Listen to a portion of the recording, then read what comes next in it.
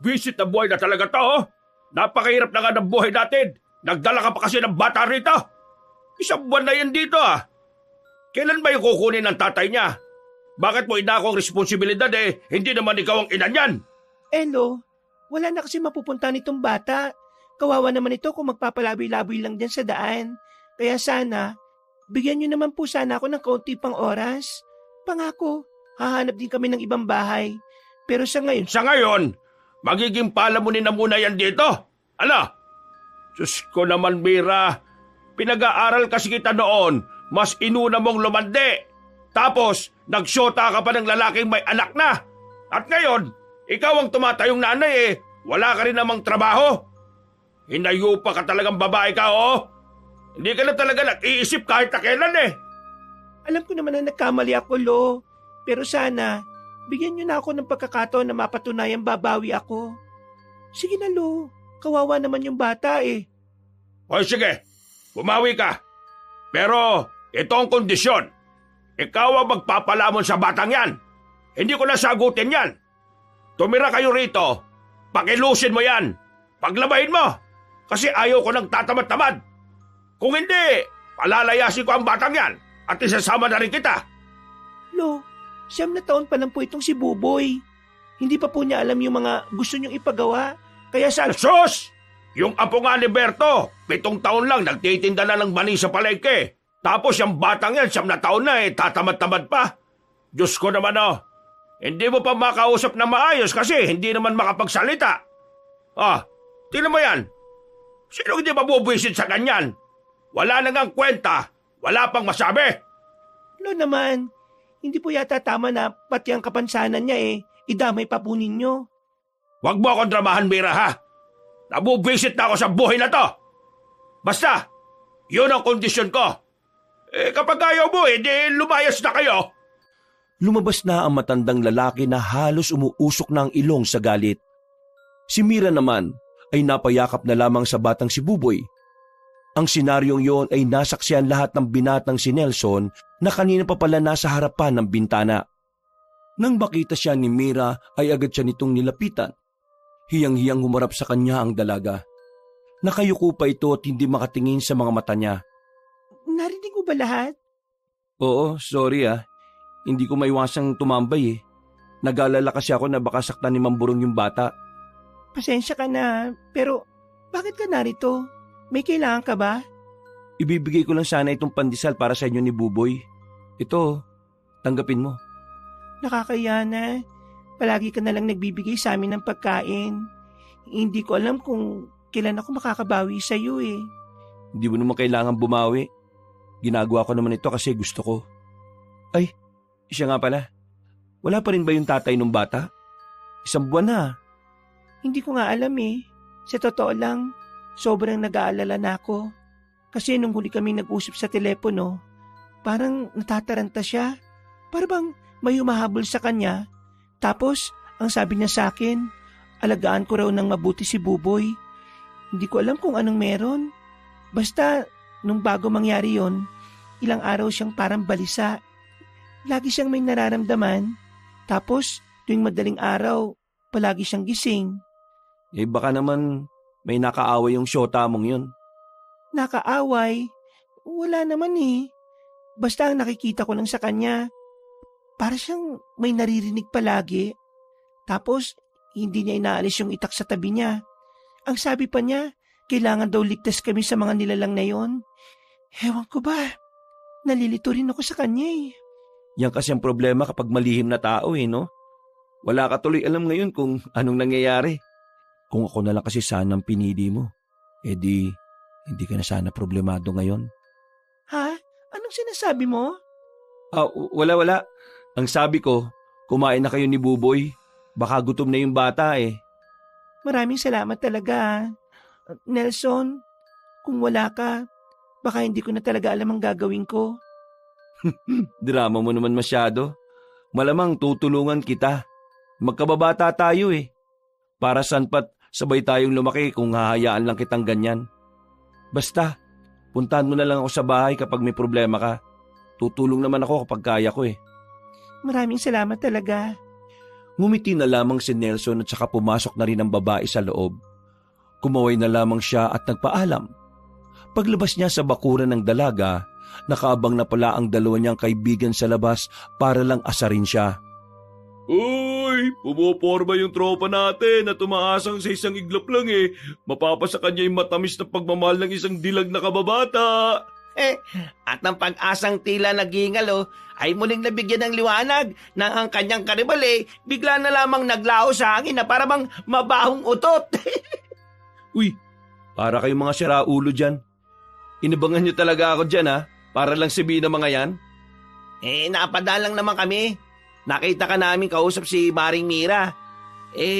Ano na estado niyo pre ha? Ano, kayo na ba? Ano bang pinagsasabi niyo? Baliw ba kayo? Hindi naman ako nanliligaw eh. At saka hindi naman kami talo. Anong hindi talo? Sus, kunwari ka pa. Matagal mo na rin namang gusto si Mira eh. Aminin mo na kasi sa sarili mo. Wala namang masama sa pagiging honest pre. Ano naman kung oo nga? Gusto ko nga siya. May magbabago ba? Ang bagal mo kasi mag-the moves eh. Naunahan ka tuloy ng may anak na. Ano ba kasing balak mo ha? Palagi ka na lamang magiging ganyan? Tagatulong ng babaeng iniwan ng syota? Ewan ko, hindi ko alam. Basta ang malaga na lang sa akin matulungan ko siya kung ano man ang makakaya ko. Bumuntong hininga na lamang ang dalawa niyang kaibigan. Ang mga ito kasi ang saksi sa kung paano ginagawa ni Nelson ng paraan para lamang tulungan ang babaeng si Mira. Matapos ang kanilang pag-uusap, umuwi na lamang ang lalaking si Nelson. Napatingin siya sa dingding kung saan nakadikit doon ang larawan ng kanyang ama at ina. Umupo siya sa gilid. Napangiti ng pilit. Mag-isa na lang kasi siya sa bahay na yon. Ang kanyang ate kasi bumalik na ng Maynila nung hapon matapos ang halos isang buwan ding bakasyon. Ay nako, mag-isa na naman ako. Ano na naman kaya ang gagawin ko ngayon? Pa? Ma? Sabihin niyo nga sa akin kung anong pwedeng pagkaabalahan. Sawang-sawa na ako kakabantay sa mga alaga natin baboy at manok eh. Nagbiro na lamang ang binata. Pero sa loob-loob niya, malaki ang pasasalamat niya sa kanilang maliit na farm. Dahil kasi doon, napayos nila noon ang kanilang bahay. Hindi man siya nakatapos ng pag-aaral dahil mas inuna niyang magtrabaho, malaki naman ang kinikita niya sa pag-aalaga ng mga pambentang hayop. Uy! Ma? Pa? Nagpaparamdam ba kayo? Natatawa na lamang ang binata. Hindi man lang siya nakaramdam ng takot sa biglang pagbagsak ng mga kaldero. Para nga sa kanya, mas mainam nang nararamdaman niyang kasama niya pa rin ang mga magulang niya. Mabilis na lumipas sa mga oras. Sumapit na rin ang kinagabihan. Napasalubong ang kilay ng lalaking si Nelson nang matanaw niya ang batang si Buboy na mag-isang naglalakad sa labas. Agad niya itong nilapitan sa pag-aalalang baka mawala ito. Uy, Buboy, saan ka pupunta? Hindi sumagot ang bata sa kanya. Hindi rin naman kasi ito nakakapagsalita. Nakatingin lang ito sa kanya na parabang naiintindihan ng kanyang sinabi. Tinuro kasi ni Buboy ang direksyon patungo sa tindahan. Bibili ka? Nang alin? Ano? Sigarilyo? Walang iya talaga si Mang Borong oh. Pati bata inuutosang bumili ng sigarilyo. Akin na nga yan. Ako na bibili. Pumunta ka sa inyo at ako nang bahala. Hindi nagdalawang isip ang binatang si Nelson. Agad itong tumungo sa tindahan. Nagmamadali itong makarating sa bahay nila Mira. Pagdating niya roon, agad niyang kinatok ng malakas ang pinto.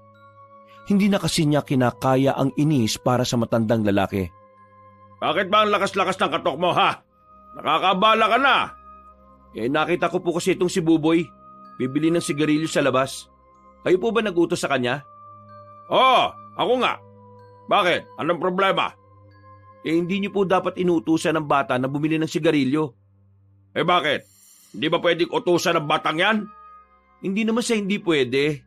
Ang sinasabi ko lang naman po, minor de edad pa si Buboy para ma-expose sa mga ganitong bagay.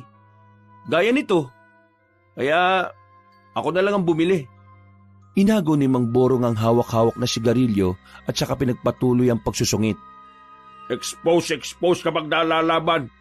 Bakit ka ba nakikialam? Sino ka ba, ha? Kababata po ako ni Mira. Alam niyo naman po yun, di ba? Eh ano naman kung ganon? Huwag niyo po sanang gamitin si Buboy para lang pahirapan ang apo ninyo. Ikaw nga, manahimik ka dyan, ha? Wala kang alam sa hirap ng buhay namin. Kung alam mo lang, Alam ko lahat. Saksi ako sa lahat. Kaya hindi niyo pwedeng sabihin sa akin na wala akong alam.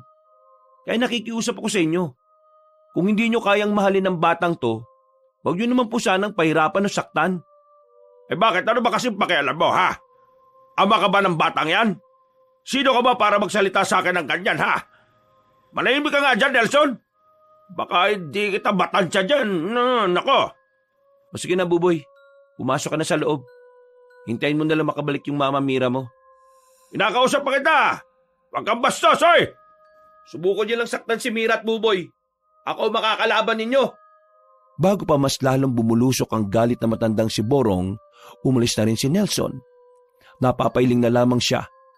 Mabuti na lang din at nakapagpigil siya.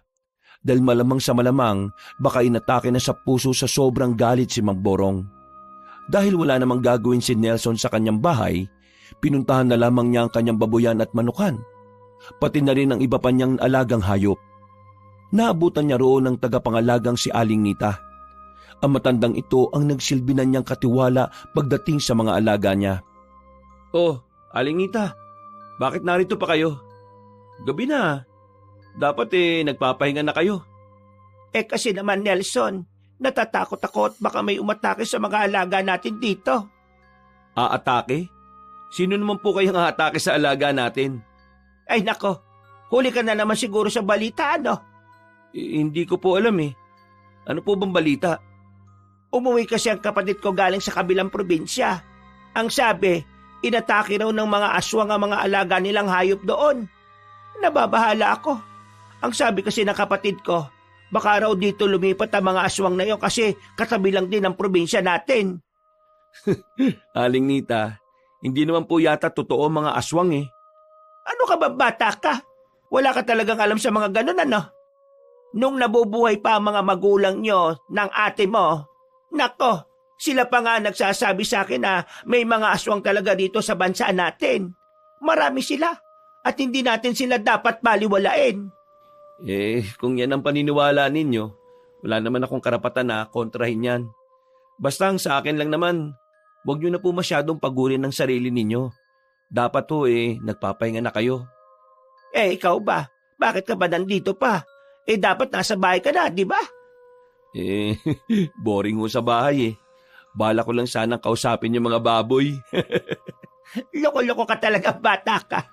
Kapag ang mga baboy sumagot, tatakbo ka talaga. Ewan ko lang sa'yo. Ikaw talaga, Aling Nita. Tara na nga ho, sabay na ho tayong umalis. Ayos lang naman po ang mga alaga natin. Inakbayan na ni Nelson na matandang babae at sabay na rin silang naglakad. Umuwi na lamang ang lalaking si Nelson at saka nahiga. Agad siyang nakatulog nang ipikit niya ang kanyang mga mata. Nang magising, mukha agad ng dalawa niyang kaibigan ang bumungad sa kanya. Oh, bayan mga bisit naman kayo. Anong ginagawa niyo rito? Wow, gulat na gulat. Bakit? Masama bang narito kami? Oo, masama. Lalo na kung hindi naman kayo nagsasabi. Nakabukas yung pintuan kaya pumasok na kami. Ano bang kailangan nyo?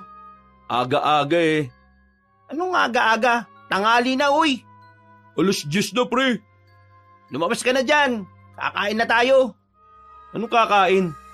Nagluto na kami rito, no? Tagal mo kasing gumising eh.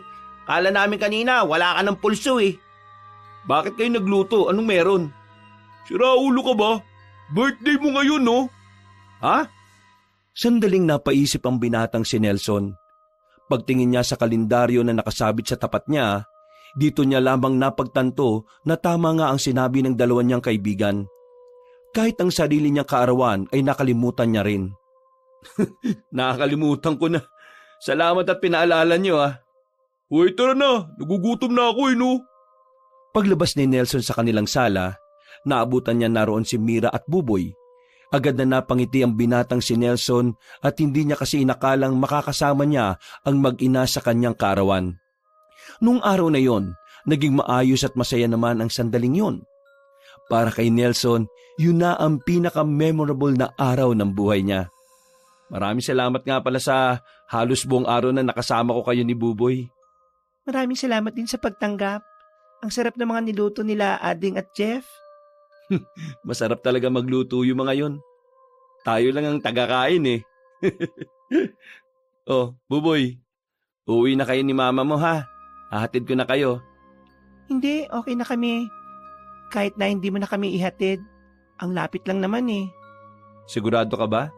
Oo, ayos lang naman kami. Ngumiti na lamang ang dalaga at saka na naglakad ang dalawa. Napapakamot na lamang sa ulo ang lalaking si Nelson. Pinanghinaan na naman kasi siya ng loob. Gusto kasi sana niyang magtapat na sa babae tungkol sa kanyang nararamdaman. Ang bira ka naman. Hinayaan mo na naman makalagpas tong pagkakataon na to. Naku, torpe talaga ang tropa namin. Napalingon si Nelson sa likuran. Akala niya kasi ay nakauwi na ang dalawa niyang kaibigan. Pero hindi pa pala. Nag-abang lang pala ang dalawang iyon kung masasabi na niya kay Mira ang tunay niyang nararamdaman. Akala ko naman nakaalis na kayo. Mga siraulo talaga kayo kahit kailan eh, no? Pero wala pa rin akong lakas ng loob, mga pre. Pakiramdam ko kasi, hindi pa ito yung tamang pagkakataon. Alam ko na hanggang ngayon, hinihintay pa rin niya yung syota niya na bumalik. Bumuntong hininga na lamang ang binatang si Nelson. Tinapik-tapik na lamang siya ng dalawa sa kanyang balikat. Hinayaan na lamang muna ni Nelson ng kanyang nararamdaman. Itinuon na lang muna niya ang kanyang atensyon sa kanyang mga alagang hayop sa mga sumunod na araw. Isinubsob niya ang sarili sa pag-aalaga. Hanggang sa hindi na niya namamalayan na ilang araw na rin pala ang nakakalipas. Walang iya ka talaga kahit na kailan. Inuutusan ka lang, iiyak ka pa. Mali na nga ang binigay mo sa akin kanina. Ngayon, hindi ka pa maasahan. Nakakainis ka na talagang bata ka. Dapat umalis ka na rito eh. Wala ka namang silbing bata ka. Oh, wag niyo naman pong saktan yung batang yan. Mabuti na lamang ay agad na nakalapit ang binata. Kinuha niya agad ang batang si Buboy na iyak ng iyak. Nanlilisik ang mga mata na matanda. Kulang na lang ay murahin sila nito. Nakikialam ka na naman. Ama ka ba ng batang yan, ha? Hindi ka rin naman lolo nito eh. Kaya wala kang karapatang manakit. O kahit na lolo ka pa niya, hindi mo to pwedeng saktan. O ano? Isasaksak niyo sa akin yan? Gusto niyo bang makulong ngayon? Sumusobra na kayo, Mamborong ah. Eh masyado ka lang nakikialam sa buhay namin eh. Akala mo naman kung sino ka talaga. Magmula ngayon, ako na ang tatayong ama nito. Kaya kung ano man ang gagawin mo sa batang to, ikaw ang mayayari sa akin. Nanlalaki ang mga mata ng matandang si Borong sa kanyang sinabi. Hindi nito inakala na magagawang magmatapang ni Nelson kahit na may hawak pa siyang basag na bote. Halika na, Buboy. Doon na natin hintayin sa bahay mo ang mama mo. Pauwi na rin yon. Dumidiskarte lang yun ng pera. Binuhat na ni Nelson ang bata. Bago siya umalis, tumingin pa siya ng masama kay Mamborong. Noong mga sandaling yon, tumahan na rin ang batang si Buboy. Pero bigla na lang nakapagsalita ang batang si Buboy. Isang salita lang ang binanggit nito, pero labis na natuwa ang binata. Hindi makapaniwala ang binatang si Nelson nang marinig niya ang sinabi ni Buboy. Kaya naman, ibinaba niya ito at sinubukang abangan ulit kung makakapagsalita ba ulit ang bata. Nakakapagsalita ka na ng mama? Sige nga, magsalita ka nga ulit. Kaya mo pa ba? Hindi na sumagot ang batang lalaki. Pero kahit na ganon, wala pa rin paglagyan ng kaligayahan ng binata. Kahit na hindi niya naman anak ang batang yon, ganon na lamang ang kanyang saya. Pag-uwi niya sa bahay, sakto namang nakasalubong nila ang dalagang si Mira. Agad niyang binalita ang sinabi ni Buboy. Kahit si Mira ay sobrang saya rin nang malaman yon. Nung gabing yon, maluwag ang pakiramdam ni Nelson nang natulog siya. Kakaiba ang ligayang dulot sa kanya kapag nakikita niya ring maligaya ang dalagang si Mira. Pero ang kasiyahan na yon ay mawawala sa sumunod na araw. Sigurado ba kayong hindi na muna kayo uuwi sa inyo? Baka hinahanap na kayo ng pamilya niyo ha? Ang lakas na ng ulan no? Ako? Malabong hanapin ako sa amin. Ako pa ang naghahanap nga sa kanila eh. Hindi rin naman ako hinahanap sa amin. Hinahanap lang ako kapag may hinahanap na pera sa bahay eh. Akala kasi nila magnanakaw ako. Ay nako, Diyos ko. Nandito pa kayo, baka mamaya makidlatan pa tayo. Ayos naman na itong mga alaga namin dito. Hindi naman siguro ito mapapahamak dito. Sigurado kayang matibay na itong bubungan nyo dito sa farm nyo? Oo, matibay na yan. Kakapayos lang namin ni Aling Nita dyan kahapon. Nasaan nga pala si Aling Nita? Malamang, hindi ko na pinapunta. Alam mo namang matanda na yun eh. O sige na, uwi na tayo habang hindi pa malakas ang hangin. Pupuntahan ko pa si Mira at Buboy eh. Titingnan ko lang para malaman ko kung ayos lang sila. Sasamahan ka na namin. Oo nga, baka mamaya makidlatan ka pa eh. Ang kukulit nyo. Bahala nga kayo sa buhay nyo. Kahit na malakas na ang ulan, ay umalis na rin sila ng farm dala ang malaking payong. Kasyang-kasya sila roon pero nababasa pa rin sila ng ulan. Mga ilang sandali lang, natanaw na rin nila ang bahay nila Mira. Napamura agad si Nelson nang matanaw nilang hinagis ni Mamborong ang gamit ni Mira at Buboy sa labas. Agad nilang nilapitan ang mga yon at tinulungan damputin ang mga gamit. Hindi na muna nagpadala sa emosyon ng lalaki ng mga sandaling yon. Mas inuna niyang kunin ang mag-ina at dinala niya ito sa bahay niya. Saka pa lamang sumabog ang galit ni Nelson para kay Mang Borong. Gusto nga sana niyang lusubin ang matandang lalaki, pero inawat lang siya ni Jeff at Adeng. Ay nako, nakakabisit kasi yung lolo mo, Mire. Ang lakas-lakas ng ulan sa labas. Ngayon niya pa talaga kayo pinalayas? Nakakainis. Napakawala niyang puso. Hindi na siya naawa sa bata, oh. Huwag ka na magalit. Ako na lang ang bahalang kumausap kay Lolo. Hindi na. Huwag na kayong bumalik doon, Mira. Mas lalo lang kayong mamaltratuhin ng lolo mo eh. Dito na lang kayo sa bahay. May isa pa naman bakanteng kwarto eh. Tama si Nelson, Mira. Dito na lang kayo. Dito, hindi kayo gaganunin. Mas makakagalaw pa kayo na maayos. Mabait naman itong tropa namin eh. Tsaka, concern lang talaga siya sa inyo. Pero ang dami na kasi niyang naitulong sa amin eh. Habang wala pang ama niyang si Buboy, dito na muna kayo titira. Umalis na lang kayo kapag nagbalik na siya. Wala rin naman kayong ibang matutuluyan ngayon eh. Ang lakas pa naman ng ulan. Tumangon na lamang ang babaeng si Mira. Nahihiyaman ay tinanggap na lamang din ito ang alok ng binata. Noong oras na yon, nagluto si Adeng at Jeff ng sopas. Habang si Nelson naman ay agad na ring inayos ang silid na tutulugan na mag-ina. Ito ang kwarto ko. Dito kayo matutulog. Ako naman, sa kwarto ng ate ko. Wala naman siya rito kaya ayos lang naman na gamitin. Pasensya ka na talaga, Nelson ah. Lagi ka na lang nariyan para sa amin. Ano ka ba? Wala yun no. Para ka namang others niyan eh. Siyempre, iniisip ko rin naman yung abala na dinudulot namin. Kahit na kailan, hindi kayo naging abala sa akin. O sige na, bababa na muna ako. Maya-maya tatawagin ko na lang kayo kapag kakain na. Ngumiti na lamang ang babaeng si Mira. Agad na rin naman bumaba ng sala ang lalaki at dumiretso sa kusina. Inabutan niya ang dalawa niyang kaibigan na nagkukwentuhan. Oh, yan na si Nelson. Tanungin mo kung naniniwala siya sa aswang. Diyos ko, aswang na naman. Ang lakas na nga ng ulan ni aswang pa rin. Bakit? Hindi ka ba naniniwala ron? Bakit na naman ba nasingit yung aswang-aswang sa usapan ninyo? Hindi. Kasi pre, itong nakaraan, bago kasi umulan, narinig namin si Aling Nita. May mga kausap din siyang matatanda eh.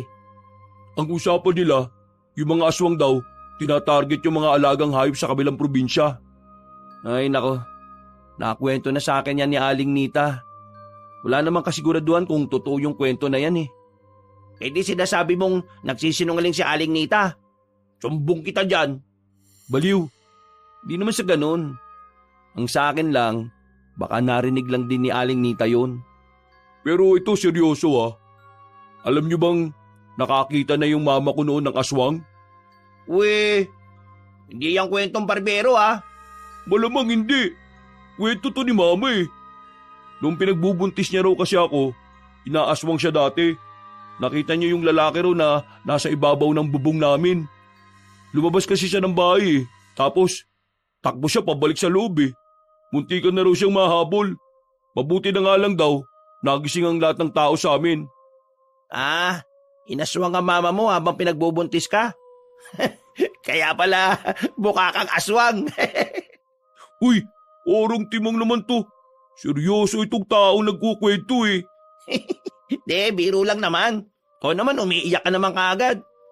Uy, tigilan nyo na nga yung ganyang kwentuhan. Ang mabuti pa, tapusin nyo na yung niluluto nyong sopas para makapagapunan na tayo. Hindi pinansin ni Nelson ang usapan na yon. Talagang wala kasi siyang interes sa mga bagay na mahirap talagang paniwalaan. Para kasi sa kanya, kwentong bayan lang yon na ginagawang panakot sa mga bata.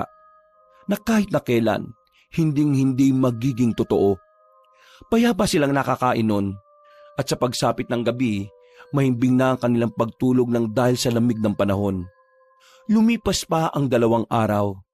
Nanatili pa rin nakatira si Mira at Buboy sa bahay ni Nelson. Wala pa rin kasing tigil ang malakas na ulan. Habang nagluluto si Nelson sa kusina, panay ang tingin niya sa kanyang relo. Wala pa rin si Mira. Ang sabi niya, bibili lang siya ng ulam.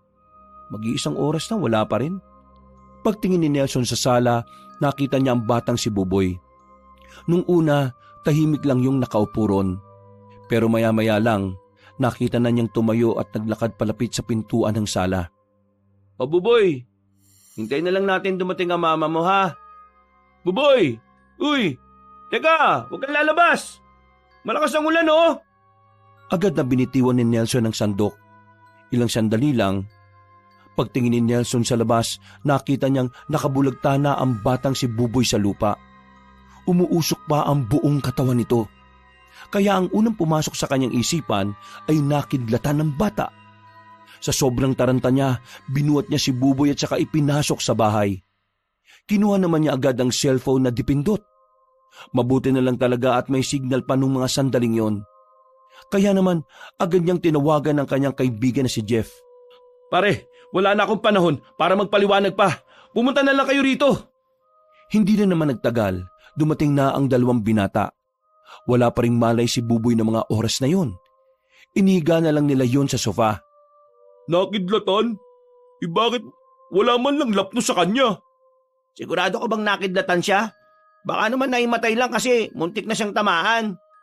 Hindi ako pwede magkamali. Nakita kong umuusok ang buong katawan niya kanina at namumula. Kaya malakas ang kutob ko na nakidlatan talaga siya. Hindi takbo na natin siya sa ospital. Paano? Nakasarado na yung mga daan dahil nga sa mga natumba ng mga puno. Hindi ba pwede sa barangay? Wala namang klinik dun eh. Ay nako, malas naman talagang buhay to. Nasaan ba kasi si Mira? Hindi pa nga rin nakakabalik eh. Maya-maya lang ay nabigla sila nang dumilat ang mga mata ng batang si Buboy. Bumangon ito na parang walang nangyari. Nagtataka silang tatlo. Hinawakan pa ni Nelson ang bata para suriin ito. Pero wala talaga silang makitang kahit na kaunting lapnos.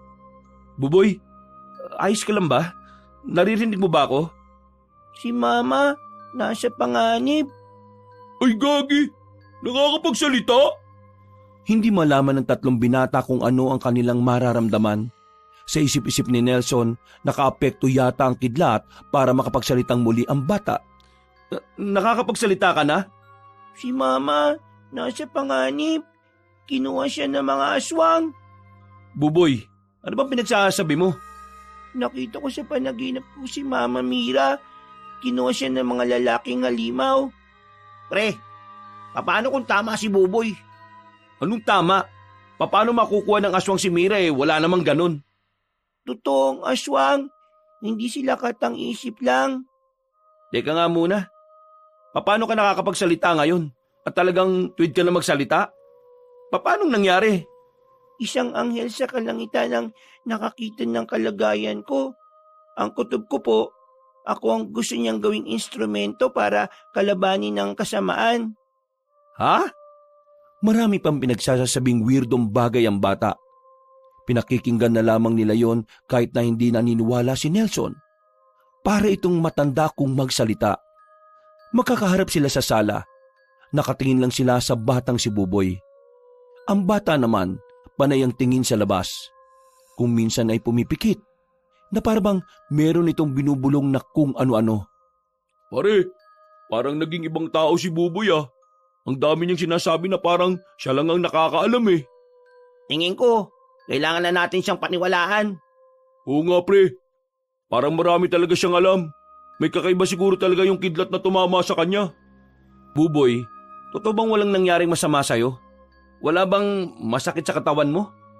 Wala po. Ang nararamdaman ko lang po, parang ang lakas ng pandinig ko. Tapos, nararamdaman ko pong nasa kapamakan ng mama ko. Okay, sige. Sabihin na nating totoo mga aswang. Paano mo naman nasabi na kinuha ng aswang ang mama Mira mo? Naalala ko po ang lahat eh. Kalaban po ng mga aswang ang papa ko. Siguro, kinuha nila si mama para mahuli na nila ang tunay kong papa. Kailangan po nating iligtas si mama ko. Oo, Buboy. Ililigtas naman natin na ang mama Mira mo eh. Pero sa ngayon, hayaan mo na muna kami mag-usap-usap ha. Pumunta ka na muna sa kwarto. Sige po. Naglakad na ang batang lalaki paakyat sa taas. Napabuntong hininga na lamang din si Nelson. Hanggang sa mga puntong yon, hindi pa rin siya makapaniwalang ang pananalita ng bata ay tuwid na rin. Nawiwindang ako mga pre.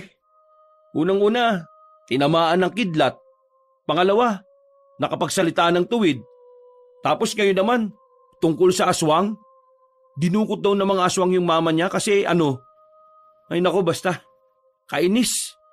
Kasalanan niyo siguro tong dalawa eh. Baka kasi narinig ni Buboy yung kwentuhan niyo kaya napapagaya na yung bata. Uy, wala kaming kinalaman dyan ha. Pre, paano kung may kakaiba nga talaga kay Buboy?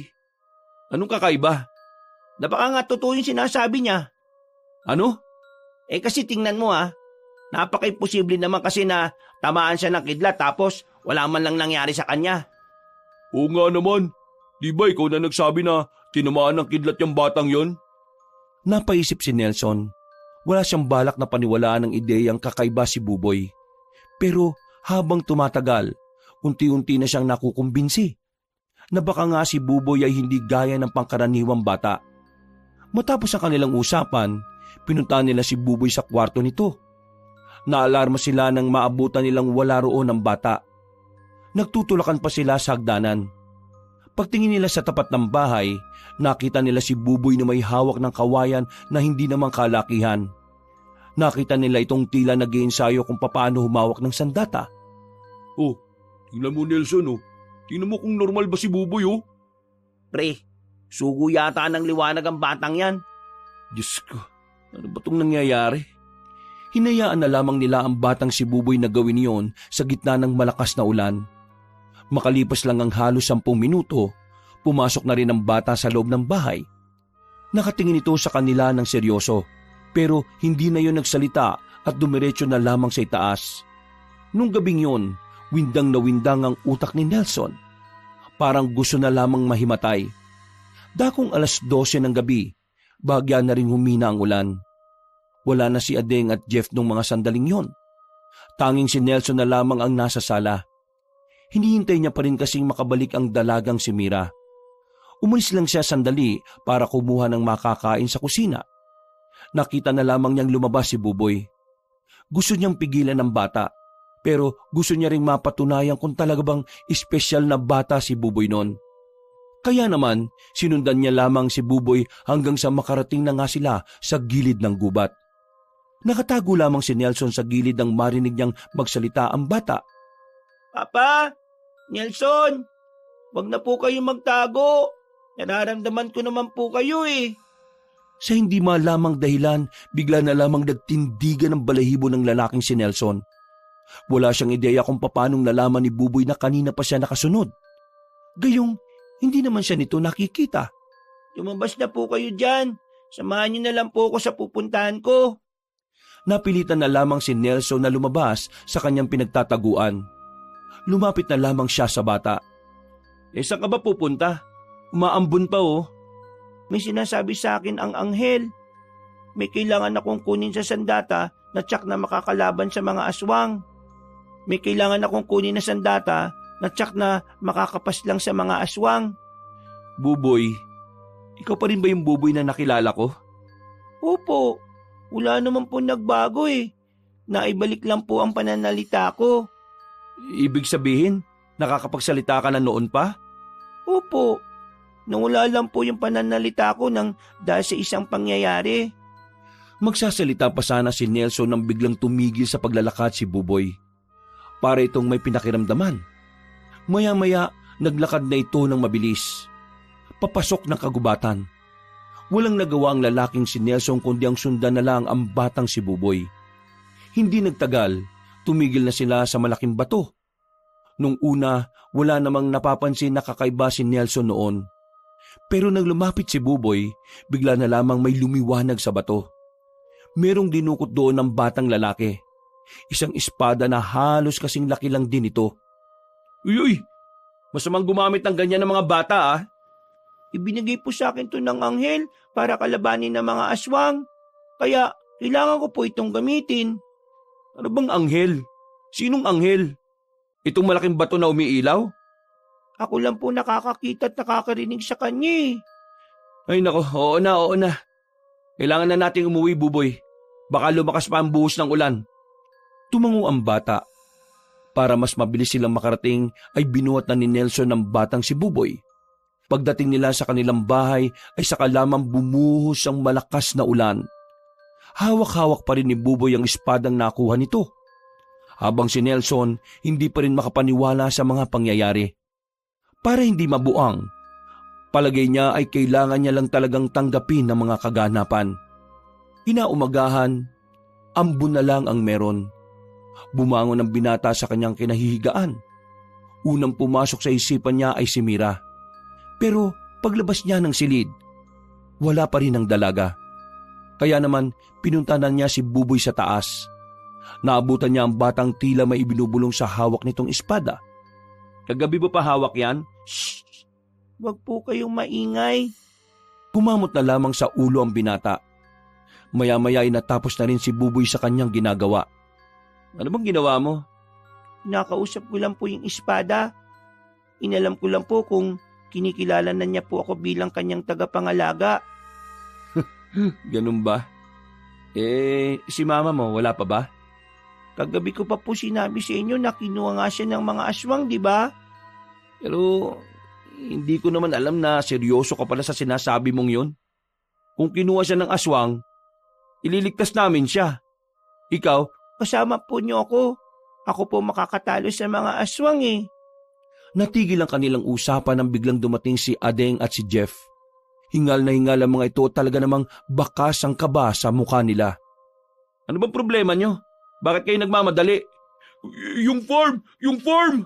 Yung mga alaga mong baboy, sugatan! Inatake! Ha? Ano? Agad-agad na tumakbo palabas ng bahay ang lalaking si Nelson. Tinungo niya kagad ang kanyang babuyan at naabutan niya doon ang matandang si Aling Nita. Nelson, inabutan ko ng kanya ng mga alaga natin. Yung isa kanina buhay pa eh. Pero wala na ngayon. Namatay na. Tapos, ulang pa rin yung baboy natin. Kagabi, malakas kasi ang ulan kaya hindi ko na rin narinig mula sa amin. Pero ang tingin ko, aswang ang tumali sa kanila. Nakita ko mga bakas na pa dito sa putikan. Yung sugat din ng isang baboy, malalaking kalmot yon. Sinuri agad ni Nelson ang mga baboy. Kulang na yun ang dalawa at namatay naman ang isa. Pagtingin niya sa baboy na yon, nakita niya nga ang malalim na kalmot. Sa gilid naman ng kulungan, may mga bakas ng paa. Ilabas na lang natin tong isang baboy. Huwag nang kainin. Baka mamaya may malason pa. Ilibig na lang natin dyan mamaya. Papakiusapan ko si Mang Tommy. Pasensya na talaga, Nelson, ha? Hindi ko nabantayan. Huwag niyo na pong sisihin ang sarili niyo. Wala naman po kayong kasalanan eh. Kung sino man ang gumawa nito, magbabayad siya sa kasalanan niya. Huminga na lamang ng malalim si Nelson. Pero sa kaloob-looban niya, hindi niya maiwasang hindi manghinayang. Yung dalawang pinakamalaki pa kasi ang kinuha. Samantalang malaki rin ang namatay na baboy. Dahil dito, naghihinala na talaga si Nelson na baka totoo na nga ang mga aswang. Na baka kailangan niya na rin talagang paniwalaan ang batang si Buboy. Balisa ang lalaking si Nelson nang umuwi siya ng kanyang bahay. Nababahala siya sa mga nangyayari. Naiisip niyang baka balik-balikan ng mga alaga niyang baboy. Pati na rin ang iba niyang hayop na nasa farm niya. Habang problemado siya na nakaupo sa sala kasama ang dalawa, lumapit sa kanila ang batang si Buboy. Dala-dala nito ang espada na tila kumikinang sa sobrang linis. Oh, bakit may ganyan ka? Buboy, saan mo nakuha yan? Bigay po sa akin to ng isang anghel. Ang anghel na siyang dahilan kung bakit nakakapagsalita na po ako. Anghel? Ano, Nelson? Anong sinasabi nitong stepson mo, ha? Kagabi, sinamahan ko siya pumunta sa gubat. May tinigilan kaming malaking bato. Yung bato, nagliwanag. Tapos may kinuha siya ron. Yung espada na yan. Ha? Seryoso ba? Mukha ba ako nagbibiro? Kilala niyo naman ako, di ba? Hindi ako naniniwala sa mga ganyan. Pero nakita ko mismo eh. Eh di naniniwala ka na ngayon. May magagawa pa ba ako para hindi maniwala? Habang tumatagal, dumadami nangyayaring kakaiba eh. Kung papayag po kayo, may liligtas po natin si Mama Mira kung sasamahan niyo po ako. Ha? Sasamahan? Saan? Samahan niyo po ako sa laban na ito. Ang laban sa mga aswang. Nagkatinginan ng tatlong lalaki. Kahit na parang kaduda-duda pa rin ang mga sinasabi ni Buboy, pakiramdam nila ay kailangan na talaga nilang pakisamahan ng bata. Mula kasi ng tamaan nito ng kidlat, kutob ni Nelson ay may nangyari talagang kakaiba sa buong pagkatao ni Buboy. Anong kailangan namin gawin? Seryoso ka ba? Sasama ka talaga? Di ba, kayo ang unang nagsabi sa akin na totoo ang mga aswang. Kung totoo may aswang, isa lang ang ibig sabihin nun. Malalagay sa alanganin ng mga mahalaga sa akin. Ang farm, pati na rin si Mira. Kaya kailangan ko nang gawin to. Kung ayaw niyong sumama ayos lang. Hindi, nasama ako. Boring ang buhay ko eh. O sige na nga, sasama na nga rin ako. Sige, sabihin mo Buboy, ano ang una nating gagawin? Babantayan po natin ng mga baboy mamayang gabi. Natitiyak ko po kasi na babalik sila eh. O paano ka naman nakakatiyak na babalik sila? Nararamdaman ko po. Pambihira. Pakiramdaman ba siyan? Pumayag si Nelson sa gustong mangyari ng batang si Buboy. Nung araw na yon, hinasa na ni Nelson ang mga itak niyang ilang taon na rin niyang naitatago. Naging abala sila sa paghahanda. Hindi man sabihin ni Nelson, pero banas na banas siya sa nangyari sa mga baboy niya. Kaya naman handa siyang gumanti sa mga salarin kahit pa aswang yon. Bandang tanghali, katatapos lang nilang kumain nang makarinig sila ng malalakas na sigaw. Kinalampag pa ang gate nilang kinakalawang. Paglabas nila ay nakita nilang naroon na matandang si Borong. Galit na galit ito at may hawak pang yantok. Hinarap yun ni Nelson. Ano po bang problema nyo? Bakit kayo nag-iingay? Sisirain nyo pa yung gate namin eh. Tuluyan ang pumasok ng bakuran na matandang lalaki. Umaamba-amba pa ito ng yantok pero hindi naman nagpapatinag si Nelson. Nasaan ang apo ka? Sino nga po sinasabi nyo? Tanga ka ba? Sino ba ang apo ko? Malamang si Mira. Nasaan siya? Ilabas niyo siya at pauwi niyo siya sa bahay ko. Wala siya rito. Anong wala? Nandito nga yung bubwit na yan, oh. Ibig sabihin, narito lang din ang babaeng yon. Kaya ilabas niyo na siya bago ko pa kayo mahambalos itong hawak ko. Wag ko kayong mag-iskandalo dito, Mamborong. Iniiwasan ko ng pumatol sa matanda, ah. Wow! Akala mo naman talaga kaya niyang pumalag. Mamborong, kung mahal niyo pa ang mga buto niyo, wag ko si Nelson. Ano? Makikisali ka pang siraulo ka? Sino ka ba? Tuta ka lang naman ni Nelson eh. Alis! Hindi kita kausap. Wala pa rin si Mama Mira. Magtatatlong araw na siyang hindi po nakakauwi. Kinuha po siya ng mga aswang eh. Lalong nang galaiti ang matandang si Borong nang marinig ang sinabing yun ni Buboy.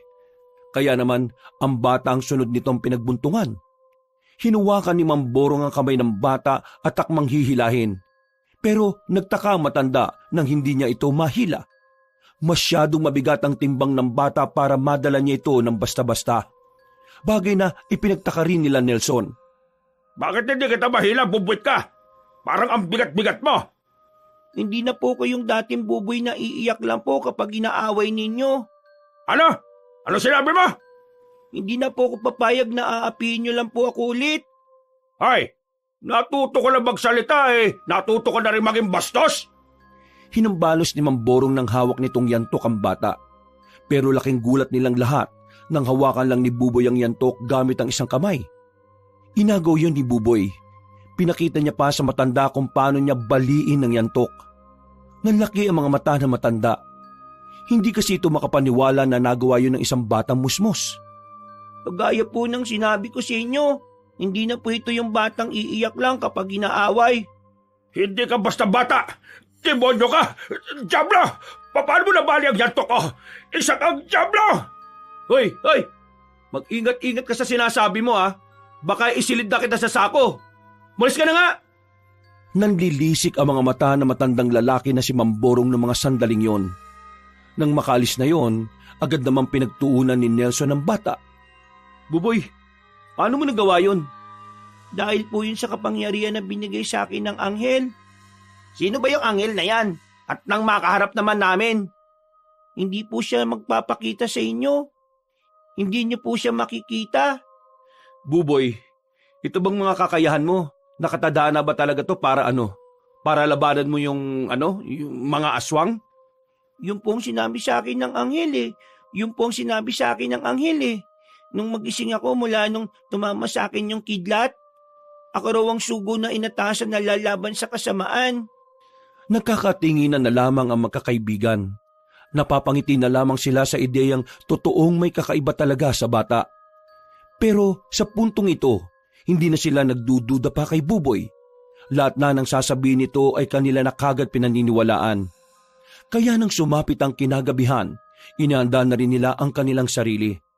Kanina pa tayo dito nagabang. Wala namang aswang. Anong oras na oh? Manahimik ka nga. Lakas-lakas pa ng boses mo eh. Oo nga. Kala mong layo-layo na kausap mo. Kailangan lang natin maghintay. Alam kong babalik po sila ngayon. Noong gabing yun, nasa farm na sila Nelson habang nakatago sa likuran ng kulungan ng mga kambing. Nakasilip lang sila sa babuyan. Hawak-hawak na rin nila ang mga daladala nilang itak. Habang espada naman ang kay Buboy. Hindi nga nagtagal, naramdaman na rin ng batang si Buboy ang presensya ng aswang. Nakita na lamang nila na merong 4 na lalaking lumalapit sa kulungan ng manok. Bukas ang ilaw sa babuyan, pero hindi nila maaninagan ang mukha ng mga yon. Samantala, inihanda na rin ng batang si Buboy ang kanyang sarili. Ganyan pala talaga ang mga aswang na yan. Mukha silang mababangis ah. Mababangis po talaga ang mga aswang, kaya kailangan po niyong magdoble ingat ha. Nung mga sandaling yun, parang si Buboy ang tumatayong leader ng 3 lalaki. Sumenyas na ito na lumabas sila nang makitang nagtatangka ng kunin ng mga aswang ang baboy. Hindi niyo na mauulit ang ginawa ninyo! Malakas ang pagkakasigaw ni Buboy. Napatigil ang 4 na aswang at hinanap kung saan ang gagaling ang boses. Nang makita siya ng mga yon, agad na naglabas ng mahahabang pangil ang mga aswang. Hindi nila alam kung anong uri ng aswang ang mga yon. Basta ang una lamang nilang napansin, mahahaba ang dila nito. Mapapayat at mahahaba ang binti. Tumakbo ang mga aswang palapit sa bata. Hindi na rin naman nagsayang ng oras sila Nelson na lapitan si Buboy. Paglapit sa kanila ng mga nilalang, ay agad nila itong kinalaban. Pero hindi pa man nakakaporma ang 3 binata, si Buboy ang sumalubong sa mga yon. Napanganga sila sa galing ng bata sa pakikipaglaban gamit ang espada. Agad nitong tinamaan ng 2 aswang sa leeg. Parang sumasayaw lang si Buboy sa kung paano nito iwinawasiwas ang sandata. Hindi rin ito matamaan ng mga nilalang na yon dahil masyadong mahusay sa pag-ilag ang bata. Uy, tingnan niyo oh. Si Buboy pa ba yan? Nelson, hindi naman yata tayo kailangan eh. Walang masabi ang lalaking si Nelson. Kahit siya ay hindi rin makapaniwala sa kanyang nasasaksihan. Sa puntong ito, kumbinsido na nga siya na si Buboy ang tagapagligtas. Sugatan ng aswang ng mga sandaling yon. Nakatakas ang 3, pero ang isa ay hindi na makagalaw ng tutukan ito ng espada ng bata. Papa Nelson, tulungan niyo po akong itali siya. Dadalhin po natin siya sa tambakan ng mga gamit doon po. Ha? Hindi ba natin tutuluyan yan? Hindi po. May kailangan po tayong itanong sa kanya eh. Pinalo ni Buboy ng hawakan ng espada ang aswang. Nawalan yun ng malay kaya hindi naman na nagsayang ng pagkakataon ng 3 binata. Binuhat nila yon at dinala sa tambakan ng mga gamit nila. Binuksan nila ang ilaw at itinali sa haligi. Maya-maya lang nagising na rin ang aswang. Umaangil-angil pa ito. Pero nanahimik din nang tutukan na ni Buboy ng espada sa leeg. Isa kang aswang. Kaya nakakasiguro ko na alam mo kung nasaan si Mama Mira. Magsalita ka. Kung hindi, tutuluyan kita. Nakakatakot naman pala tong stepson mo, Nelson. Birador ang galawan eh. Tama lang ang ginawa niya. Matalino ang naisip niya. Ayaw mo magsalita? Sige. Sa bundok ng Marambong, kung alam nyo, doon ang kuta namin mga aswang. Naroon din ang mga bihag. Huwag nyo akong patayin. Paano naman tayo makakasiguro na nagsasabi ng totoong aswang na yan? Nararamdaman kong hindi siya nagsisinungaling. Kaya totoong sinasabi niya. Anong gagawin natin sa isang yan? Kung ayos lang po, lumabas po muna kayong 3. May sasabihin lang po ako sa kanya. Nagkatinginan sila. Pero sinunod na lamang din nila ang sinabi ng bata. Mga ilang sandali lang, narinig nilang sumigaw ang aswang sa loob. Nakalaunan din naman ay agad na ring nanahimik. Paglabas ni Buboy, parang wala lang nangyari. Tinuluyan mo ba yung aswang? Opo, ang mga aswang po kasi dapat hindi na binubuhay kasi likas sa kanila ang kasamaan eh. Baka mamaya, babalikan pa tayo niyan pag binuhay po natin yan. Anong gagawin natin sa bangkay nun? Madali lang naman po maging abong bangkay ng mga aswang. Pwede po natin siyang sunugin ngayon. Binuhat nila ang bangkay ng aswang at dinala sa tagong parte ng kagubatan. Binuhusan nila yon ng gas at saka agad na rin sinilaban. Habang pinagmamasdan nilang nasusunog ang katawan ng aswang, nakaupo lamang sila sa malaking bato. Kalmado na ang kanilang kalooban ng mga sandaling yon. Pre, hindi naman sa nagdududa pa rin ako rito kay Buboy ha. Pero Buboy, sino ka ba talaga? Bakit ang galing mo sa pakikipaglaban? Saka sabi mo, di ba, ikaw ang napili ng sinasabi mong anghel. Siguro kaya kanya pinili kasi alam niyang kaya mo. Ang tanong ko, sino ka ba talaga at anong pamilya ang kinabibilangan mo? Para ka naman timang sa mga tanong mo. Bata pa rin yung kausap mo, uy. Naalala ko na po ang lahat. Ang tungkol sa akin at ang tungkol sa pinagmulan ko. Ang tatay ko po kasi ay isang manunugis. Kinakalaban niya ang mga aswang. Ang ganong gawain niya ang dahilan kung bakit siya nawala at hindi na bumalik sa amin ni Mama Mira. Ang lolo ko naman po, yung tatay ng tatay ko, kilalang antingero sa lugar namin noon. Malakas siya. Kaya niyang pumaslang ng maraming aswang. Pero wala na po siya ngayon. Ang kwento sa akin ng papa ko, pinatay ang lolo ko ng isang kaibigan na malapit sa kanya. Tinraidor siya. Hindi ka pala talaga basta-basta bata lang. Nasa dugo mo na pala talaga ang pagiging palaban eh. Kaya nga po kailangan ko pong kalabanin ng mga aswang. Higit pa po sa pagliligtas kay Mama Mira. Ito po laban ng angkan namin. Kailangan ko pong mabigyan ng hustisya ang pagkawala ng marami sa miyembro ng angkan namin. Buboy, basta kasama mo ako sa laban na to ha. Hindi ako papayag na mag-isa ka na lang na lumalaban. Marami pong salamat sa inyo, Papa Nelson. Nang tuluyan ng maabo ang katawan ng aswang, hindi na rin sila nagtagal doon. Umuwi na lang sila at saka nagpahinga.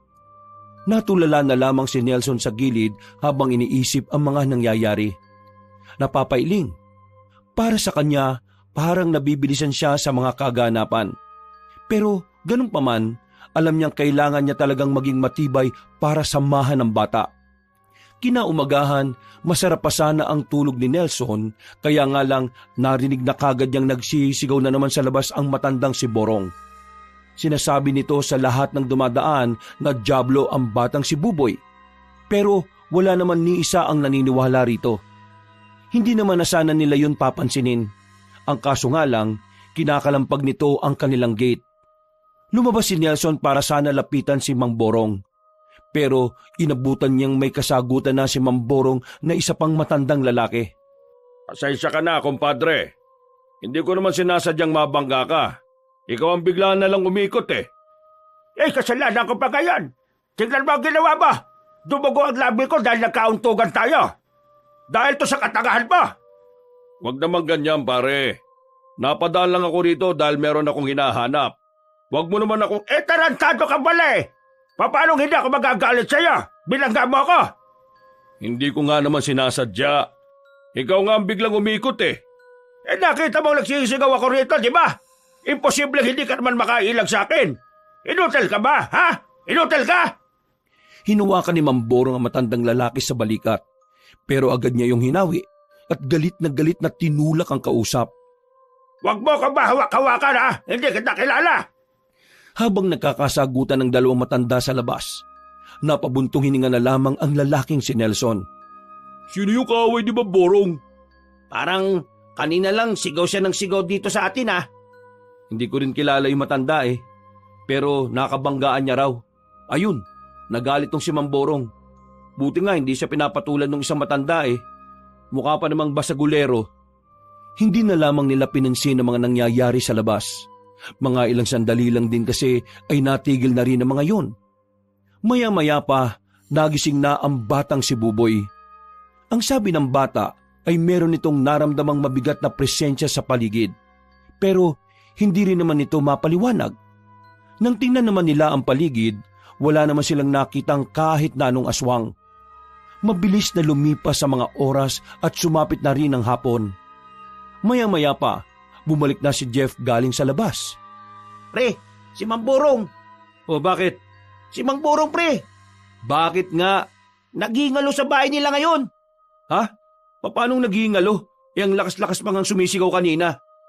Baka inatake na sa puso. Hindi. Narinig ko sa mga tao naroon. Nangitim daw ang kaliwang katawan ni Mamborong. Tapos ngayon, hinang-hina na. Papa Nelson, pwede bang dalin mo ako dun sa kanya? Ha? Bakit? Kailangan ko lang malaman kung may kinalaman dito yung aswang at ang mabigat na presensya na nararamdaman ko ngayon. Hindi na nagdalawang isip si Nelson. Mabilis silang lumabas ng bahay at nagtungo sa kinaroroonan ni Mamborong. Noong mga sandaling yon, nakita nilang tumpukan ng mga tao sa harapan ng bahay. Wala ni isa ang nagkukusang tulungan na matanda para madala sa ospital. Sa palagay ni Nelson, marami din kasing galit kay Mamborong kaya ganon. Pagpasok nila sa bahay, inabutan nila ang matandang nakahiga na sa sahig. Kitang-kita nila ang pangingitim ng halos kalahating katawan nito.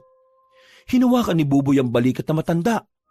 Dito na nakumpirma ng bata na aswang nga talaga ang dumali kay Mamborong. Papatayin ko siya! Papatayin ko siya! Napailing na lamang sila Nelson nang makitang tuluyan nang namatay ang matandang si Borong. Inakala ng mga tao kinulam ang matandang lalaki. Pero ang sinabi ni Buboy kay Nelson, aswang ang naging dahilan ng biglang pagpanaw na matanda. Nang makabalik na sila sa kanilang bahay, dito na ipinaliwanag ni Buboy kung ano ang posibleng nangyari. Ang aswang po kasi, may kakayahan po silang pumatay ng tao sa pamamagitan lang po ng paglalagay ng sakit. Ginagawa po nila yon sa pagtapik ng balikat ng tao. Pwedeng kaliwa, pero mas matindi po kung sa kanan. Mayroon pong nakaaway si Lolo Borong kanina na hindi niya alam, aswang pala. Nelson, ibig sabihin aswang yung kanina? Oo, yung matandang nakasagutan ni Mamborong. Namukhaan niyo ba? Hindi ko kasi namukhaan eh. Hindi, kagigising lang namin kanina eh. Kung nakilala sana natin, siguradong magagamit natin siya para mahanap si Mira. Hindi po siya basta-basta aswang. Malakas po ang kutob ko. Siya po ang pinuno. At baka ako pang hinahanap niya rito sa lugar natin eh. Alam na niya siguro na ikaw ang makakalaban niya. Ang akala niya bata lang ako.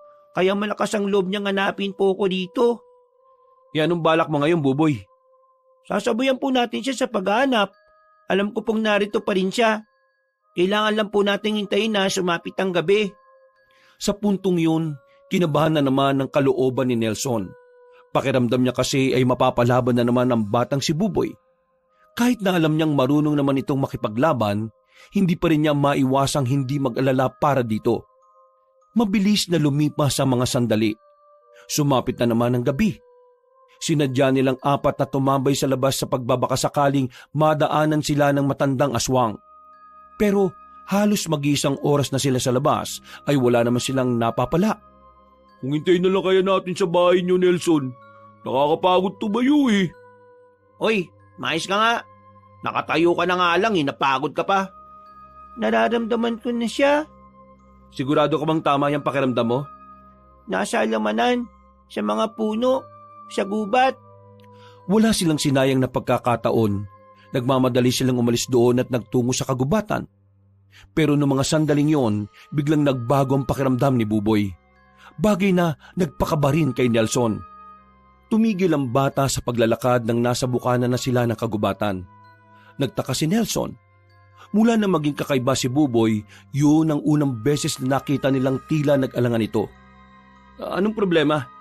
Hindi sa kanya yung nararamdaman ko. Mali palang nararamdaman mo, bata. Marami sila, hindi lang nag-iisa. Naku po, ito na nga ba sinasabi ko eh. Bumuntong hininga na lamang si Nelson. Hinanda na niya ang sarili dahil alam niyang kailangan na rin nilang lumaban sa puntong ito. Mga pre, alerto ha. Hindi tayo display dito. Tutulungan natin tong batang to. Malamang, anong kala mo sa amin, duwag? Hindi nagtagal, bigla na lamang lumabas ang mga aswang na nasa gilid. Mabilis na gumapang ang mga yon patungo sa kanila. Ang iba naman ay lumundag pa. Pero itinaas lamang ni Buboy ang kanyang espada. Tila lumikayo ng malakas na hangin kaya tumalsik ang mga aswang. Angas naman ang espada mo, Buboy! Doon kayo sa kabila, dito kami ni Buboy. Muling lumapit ang mga aswang at sa mga sandaling yon ay nakipagpatayan na rin si Nelson. Sa buong buhay niya, kahit na kailan na hindi niya inakalang mararanasan niya ito. Pero aminado siya na sa mga sandaling yon, para siyang nakakaramdam ng kakaibang saya at pagkasabik. Nabawasan ang kanyang kaba. Mas ginanaan siya sa pakikipaglaban nang makitang ganadong-ganado si Buboy sa pakikipaglaban. Ano mga pre, kaya pa ba? Nakita niyang may mga sugat na rin ang dalawa pero nakangiti pa rin ang mga yon. Ayak-aya pa, maliit lang naman to mga sugat namin eh. Nang maidako nila ang tingin sa batang si Buboy, namanghana naman sila. Dahil sa kakaiba nitong husay sa pakikipaglaban, walang kahit na sinong aswang ang nakatama sa bata. Nang mapabagsak na ni Buboy ang mga aswang, buong akala nila ay nanalo na sila sa labanan. Pero hindi pa pala roon natatapos ang lahat. Lumabas ang matandang aswang. Ang matandang aswang na naging dahilan kung bakit namatay si Mang Borong. Nakatayo lang yun sa gitna ng daan habang nasisinaga ng maliwanag na buwan. Sino ka? Ipakilala mo sarili mo. Ako si Nandro. Ako ang pinuno ng mga aswang. At nandito ako para personal na paslangin ang batang yan. Ang batang natitira sa angka ng mga antingero. Saan mo dinala ang Mama Mira at Papa ko? Ang mama mo, hindi ko alam kung anong nangyari sa kanya. Malay mo, kinain na siya ng mga alaga ko. Pero ang papa mo, maaga ko siyang pinaslang. Kaya ngayon, ikaw na lang ang natitira sa mga antingero at manunugis. Pagbabayaran mo ang ginawa mo sa angkan ko, matandang aswang. Yan! Yan ang gusto ko, bata. Pumapalag! Buboy, nandito lang kami Hindi ka namin iiwan. Mga pare, iandaan niyo mga sarili ninyo. Ep! Huwag na kayong makisali. Wala naman kayong bilang sa akin eh. Yang bata lang na yan ang gusto kong kalabanin. Kasi siya lang naman ang may halaga eh. Sus, matanda ka na. Lalaban ka pa sa bata. Ano ka? Isip bata? Wala kaming pakialam sa mga sinasabi mo. Basta kami, hindi namin nahayaang mag-isa si Buboy. Eh di bahala kayo. Walang sisihan kapag namatay kayo, ha? Gumawa ng pag-atake ang matandang si Nardo. Agad naman naganda ang batang si Buboy. Umabante ang bata. Sinalubong nito ang matandang aswang. Nang hagupitin ni Buboy ang kalaban, tinamaan niya agad yon sa muka. Kahit nadaplis lang yon ay hindi kinatuwa ni Mang Nandro ang ginawa ng bata. Ang kapal ng mukha mong daplisan ng mukha ko! Dumi ka lang sa paningin ko, bata ka! Mas lalong naging mabangis ang matanda sa mga pagkakataong yon. Naalarma na si Nelson. Dahil ang akala ng binata, hindi kakayanin ni Buboy si Mang Nandro. Sa pangalawang pag-atake ng matandang aswang ay mas naging alerto naman si Buboy. Bawat kalmot ng pinunong aswang ay madaling naiilaga ng bata. Bukod kasi sa maliit ito, taglay talaga ni Buboy ang kakaibang liksi dulot ng kapangyarihan ng kanyang espadang hawak. Nang makakuha ulit ng tamang pagkakataon ng batang si Buboy, nagawa niya ulit patamaan ng taga ang matandang aswang. Tinamaan niya yon sa bandang tiyan. Kitang-kita ang panghihina ni Mang Nandro. At nung mga sandaling yon, para bang alam na ng pinunong aswang na hindi niya kakayanin si Buboy. Kaya naman, bago pa siya mapaslang ng bata, agad na itong tumalon papunta sa puno. Tinakasan ng pinunong aswang ang kanilang laban. Hahabulin pa sana ni Buboy ang matanda pero bigla na lang itong nakaramdam ng panghihina. Oh, Buboy! Ano nangyayari sa'yo? Inaano ang boses mo? Baka mamaya malaman ng matanda na hinimatay si Buboy. Balikan pa tayo nun. Nawalan ng malay ang bata. Agad naman itong binuhat ni Nelson. Wala na silang sinayang pang pagkakataon. Agad na rin silang umalis. Inuwi na muna nila ang bata. Saktong pagpasok nila, nagkaroon na ng malay ang bata. Pero kahit na nagawa na nitong makaupo, nakita nilang mukhang hindi na kayang lumaban pa ng bata. Anong nangyari sa'yo, Buboy? Ayos ka lang ba? Anong masakit sa'yo? Nangihina po ako. Parang hindi ko na po kayang abulin yung matandang aswang. Ano ka ba? Hayaan mo na muna yun, no? Ang mas malaga ay ang kaligtasan mo. Mga pre, kumuha nga kayo ng maligamgam na tubig. Buboy, nagugutom ka ba? Anong gusto mo? Teka, kukuha lang ako ng pagkain mo, ha? Papa Nelson, nasaan po ang espada ko? Eto, bakit? Nagulat na lamang si Nelson nang biglang yakapin ng batang si Buboy ang espada niya. Napansin ng lalaki na unti-unting nawala ang pamumutla ng bata. May kung anong kapangyarihan na nagpagaling kay Buboy. Bagay na mas lalong ikinamangha niya. Ganun pa man ay ipinagpapasalamat na lamang niya na kahit papaano nakatulong ang espada sa pagre-recover ng bata. Ang tanging iniisip na lamang niya ng mga sandaling yon ay kung papaano nila haharapin ang mga aswang. Habang nagpapahinga si Buboy, nagkape na lamang ang tatlong binata. Tulala si Nelson. Hindi tumakausap na maayos sa mga lumipas na oras. Kanina ka pa namin tinatawag, pre. Uy, di mo ba kami naririnig?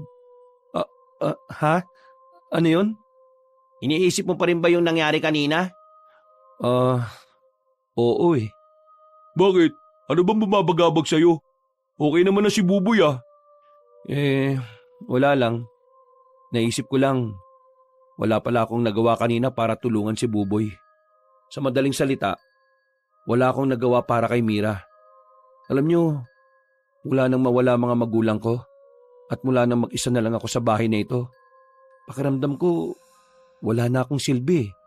Hindi ko alam kung anong pakinabang ko sa iba. Kaya ngayon, kahihiyan ang tingin ko sa sarili ko eh. Yung 9 na taong bata, hindi ko magawang tulungan. Parang pabigat lang ako eh. Pambira ka naman. Kami rin naman eh, wala kami nagawa kanina. Nakatingin nga lang kami.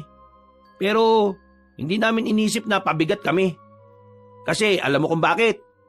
Naniniwala ko na lahat ng tao sa mundo may kanya-kanyang kapakinabangan. Kailangan lang nating hintayin kung kailan ang tamang oras para sa atin. Sa ngayon, wala tayong nagawa para makatulong kasi hindi nakaayon sa atin ang sitwasyon. Pinunong aswang yung nakaharap natin kanina eh. Hindi natin kakayanin yun at makakaabala pa tayo kay Buboy kung nakisali tayo kanina. Hindi ka magiging pabigat kahit na kailan. Hanggat nandyan sa puso mo ang kagustuhang makatulong, magkakaroon ka ng tamang pagkakataon para magawa mo ang pagtulong mo. Kaya huwag kang panghinaan, pre. Alam mo naman kung ano mga nagawa mo eh. Naiintindihan ko nararamdaman mo, pre. Kasi ako, dati, iniisip ko na wala akong ambag sa pamilya ko eh. Pakiramdam ko, pabigat lang ako. Pakiramdam ko, paalamunin lang ako. Pero alam mo kung anong nangyari at bakit ako nakabangon. Kasi mas tiningnan ko yung mga taong nagsasabi sa akin kung ano ba talaga ang naitulong ko sa kanila. Mas iniintindi ko ang mga taong mahalaga sa akin. Mas minahal ko ang sarili ko at mas binigyan ko ng halaga ang mga bagay na nagagawa ko kahit na maliit lang. Pre, nagsisimula ang pagpapalaga natin sa mga nagagawa natin kapag natuto tayong ma-appreciate ang lahat ng maliliit na bagay. Kung di man tayo nakatulong sa laban kanina, ang mahalaga kasama natin si Buboy ngayon. Inaalagaan natin siya at inaasikaso. Binabantayan sa mga oras na hindi niya alam ang nangyayari. Kaya talaga, swerte ako sa inyo mga pre, no? Kahit papano. Hindi lang kayo maaasahan. Talaga namang may mga matitinuring kayong sinasabi. Alam nyo kung wala kayo, baka matagal na akong sumuko Kaya maraming salamat mga pare Kasi ngayon, medyo naliliwanagan na ako sa tunay kong halaga. Kung hindi ko man matutulungan si Buboy sa pakikipaglaban, tutulungan ko na lang siya sa ibang bagay na alam kong kakailanganin niya. Yan ang tropa namin! Mabuti naman at tumino kaagad ang utak mo, Nelson. Ay nako, sa'yo lang din naman kami kumukuha ng lakas ng loob minsan Pasensya na kayo Alam nyo kasi, talagang bumababa ang kumpiyansa ko sa sarili ko kapag may mga ganitong pangyayari. Pero salamat at andyan kayo para iangat ako ulit. Sa ngayon, gagawin ko ang lahat na makakaya ko para sa batang to at para mailigtas si Mira. Nag-apira ng tatlo. Sa puntong ito ay nawala na rin ang pangamba sa kalooban ng binatang si Nelson. Mga ilang sandali pa, nagising na rin ang batang si Buboy. Bumalik na rin ang lakas nito. Para bang walang nangyari kung kumilos ito. Masigla at talaga namang buhay na buhay. O Buboy, gising ka na pala. Bakit ka bumangon? Madaling araw pa lang naman Dapat nagpapahinga ka na lang muna. Nasa maayos na kalagayan na po ko, Papa Nelson. Kayo nga pong iniisip ko Bakit naman? Ayos lang din naman ako. Ano ka ba? Nararamdaman ko po ang bigat ng kalooban nyo Nararamdaman mo rin pala ang kahit na nararamdaman ng isang tao? Ganyan ba talaga kalakas ang espadang gamit mo? Hindi po ito dahil sa espada, dahil po ito sa pagmamahal. Ano? Pagmamahal? Paano pagmamahal? Ang sabi sa akin ni Mama Mira noon, kapag mahal mo ang isang tao at mahalaga siya sa iyo, mararamdaman mo raw po kung kailan sila nakakaramdam ng lungkot Ibig bang sabihin yan, mahal mo ko? Opo, kasi papa ko na rin po kayo Kayo pong tumatayong papa ko kahit po nung hindi ko pa alam na wala na ang tunay kong tatay. Buboy, mahal din naman kita Parang anak na rin ang turing ko sa'yo. Kaya kahit na anong mangyari, palagi mo akong kasama. Ako ang tatayong guardian mo habang wala si Mira at ang tunay mong ama. Huwag mo kong intindihin. Naliwanagan naman na ako Siguro mamayang umaga, magiging maayos na rin naman ako. Ang tanging mahalaga sa akin ay ikaw. Kaya mag-iingat ka palagi sa lahat ng laban mo At lagi mo lang iisipin na hindi ka nag-iisa. Maraming salamat po, Papa Nelson. Hinaplos na lamang ni Nelson ang ulo ng bata. Mga ilang sandali lamang ay bumalik na lang din silang dalawa sa kanilang pagtulog. Dakong 9:00 na ng umaga nang makabangon na si Nelson. Pagbaba niya ng sala, nagluluto na ang dalawang kaibigan niya. Kayo na naman ang nagluluto. Di bale, kapag natapos tong problema na to, kayo naman ang ipagluluto ko. Ayos lang sa amin Tsaka na-trauma na kami sa luto mo Oo nga, takot na kami sa ampalaya with egg mong sobrang pait. Uy, grabe kayo sa akin Ay, siya nga pala. Nasaan pala si Buboy? Ayun, hinayaan na muna naming lumabas. Baliw, bakit nyo hinayaan? Saan nagpunta? Pinuntahan yung pagdating ng labi ni Mamborong. Hindi lang basta kakaiba si Buboy, no? Kakaiba rin yung pangunawa niya. Biruin mo, minaltrato siya ng matandang yun. Pero alam mo kung anong sinabi niya kanina nung nagpaalam siya? Awawa daw si Mamborong kasi walang dadalaw sa lamay niya mamayang gabi. Ay nako, talagang batang yun sige, dito na muna kayo Susundan ko lang siya. Teka, dala ba niya yung espada niya? Hindi. Pinaiwan namin kasi baka pagkaguluhan siya ng mga tao dyan sa labas. Mabuti naman kung ganon. Agad na lumabas ng bahay ang lalaking si Nelson at agad na nagtungo sa kinaroroonan ng bahay ni Mamborong. Pagdating niya roon, nakita niyang nakatuntong sa upuan ng batang si Buboy habang nakatingin kay Mamborong sa loob ng kabaong. Papa Nelson, bakit parang iba ang mukha ni Lolo Borong? Ha? Kasi kapag ang tao namamatay, dinadala yan sa puninarya. Inaayusan sila. Minsan, kaya nag-iibang itsura nila kaysa sa dati kasi mas payat na ang mukha nila kapag patay na sila. Kaya ang ginagawa sa puninarya, may mga nilalagay sila para umayos ang muka. Yun nga lang, nagbabago na talaga yung muka kumpara sa dati.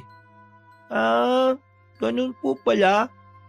Pero Papa Nelson, sigurado po kong malulungkot si Mama Mira kapag nalaman niyang wala na ang lolo niya.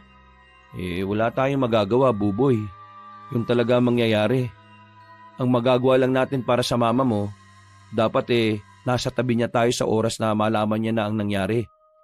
Nang sa ganun meron siyang masasandalan at paghuhugutan ng lakas. Kaya nga po dapat matalo na natin yung mga aswang para makabalik na po si Mama sa atin. Kailangan ko pong makalaban ulit yung matandang aswang na yun. Bumuntong hininga na lamang si Nelson at pasimpleng sumilip sa kabaong ni Mamborong. Matapos ang sandaling yon ay bumalik na rin sila sa kanilang bahay. Sabay-sabay silang kumain. Hindi alam ni Nelson kung kailan ulit mangyayari ang pag-atake ng mga aswang. Kaya sa mga sandaling kasama niya si Buboy, hindi niya sinasayang ang oras para mas lalo pa silang mas maging epektibong tagapagtanggol. Lumipas ang ilang araw at himalang walang nagpaparamdam ng mga aswang. Sinamantala ni Nelson ang sandaling kapayapaan para ilaan sa kanilang pag-iensayo. Tuwing umaga hanggang tanghali, nag-iensayo sila sa kung papaano ang tamang paghawak ng espada. Ay, grabe. Nakakapagod. Pakiramdam ko nabawasan ng kaunti yung taba ko Alam mo naman talaga, 4 na araw pa lang natin tong ginagawa no? Ang mahalaga naman ngayon ay natututo tayo. Para kapag may mga nakalaban na tayo ulit ng mga aswang, hindi na tayo mag-aalinlangan pa kasi meron na tayong alam. Magagawa na rin nating makasabay. Si Buboy, tahimik na naman.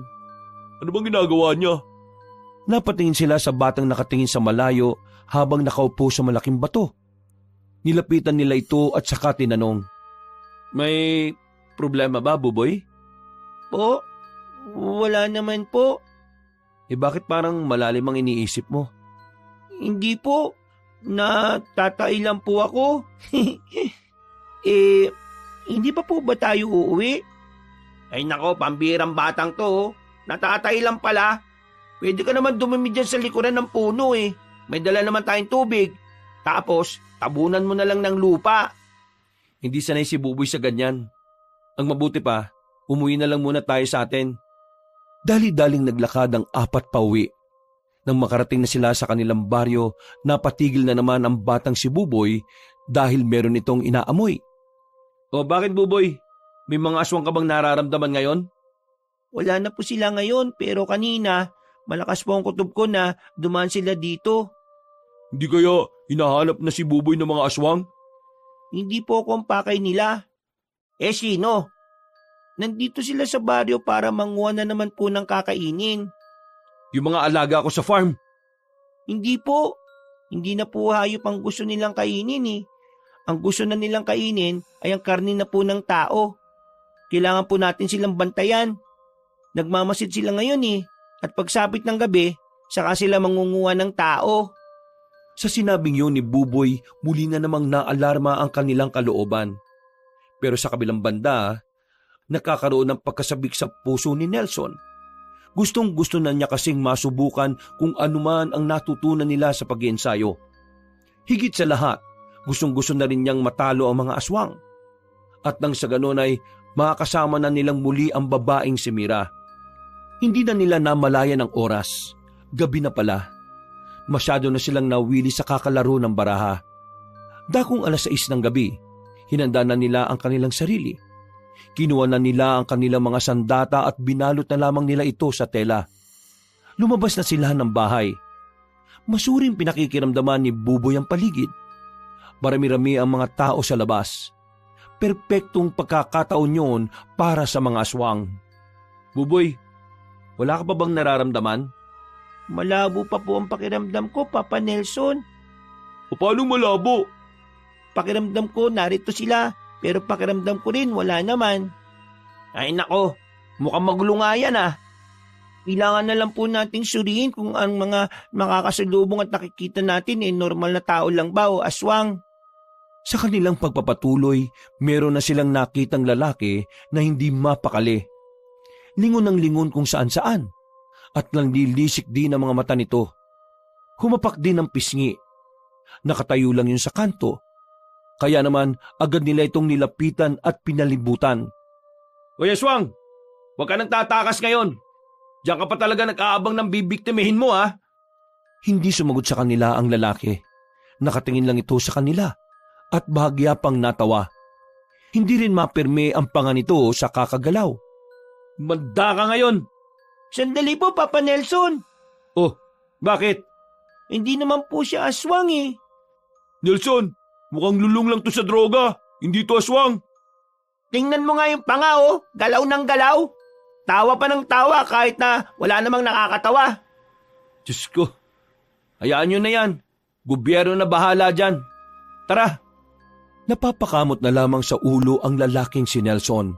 Natatawa na lang din ito sa kanilang pagkakamali. Mukha naman kasi talagang aswang yung lalaki. Ang pagkakaiba nga lang, patawa-tawa lang ito. Hirap si Buboy na malaman kung nasa ng mga aswang ng mga oras na yon. Kahit na anong gawin nilang lakad ay wala naman silang nakitang aswang. Tumigil na muna sila sa harapan ng nakasaradong tindahan. Hanggang sa isang sandali lang, Siguro ng babae yun ah. nauna na ang batang si Buboy tumakbo. Agad naman nila itong sinundan. Nakarating sila sa isang kanto na kung saan wala nang gaanong bahay na nakatirik doon. Tanging mga pananim na gulay na lamang ang naroon. Nang hanapin nila ang babae, nakita nila ang naiwang bag sa gilid. Merong yung bakas ng dugo. Kaya naman malakas ang kanilang hinala na kinuha na nga ng mga aswang ang babaeng yon. Nararamdaman ko na sila. Dito po. Tumakbo na naman ang batang lalaki. Hawak-hawak na rin ito ang mahiwagang espada. Ilang sandali lang, tumigil na rin ang bata.